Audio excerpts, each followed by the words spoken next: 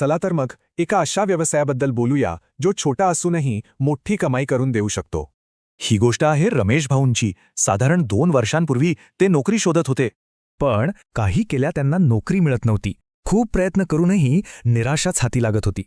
मग त्यांनी ठरवलं की गावातच 500 कोंबड्यांपासून सुरुवात करायची. आणि फक्त 45 दिवसात काय झालं असेल असं वाटतं? त्यांना थेट 45,000 रुपयांचा नफा झाला. काय कमाल सुरुवात होती. आणि ही तर फक्त सुरुवात होती. आज त्यांच्या शेडमधली परिस्थिती बघा. आज त्यांच्याकडे 1,000पेक्षा जास्त कोंबड्या आहेत. आणि यातून ते दर महिन्याला किती कमवतात? आता त्यांची कमाई आहे तब्बल 60 ते 80,000 रुपये महिना. पण मग या यशामागचं नेमकं रहस्य काय? त्यांनी फक्त 3 गोष्टी केल्या: योग्य लसीकरण, चांगलं खाद्य आणि मार्केटची माहिती. यावरून एक गोष्ट नक्की शिकायला मिळते की सुरुवात लहान असली तरी चालते. कारण योग्य नियोजन असेल तर मोठा नफा आपोआप मिळतो.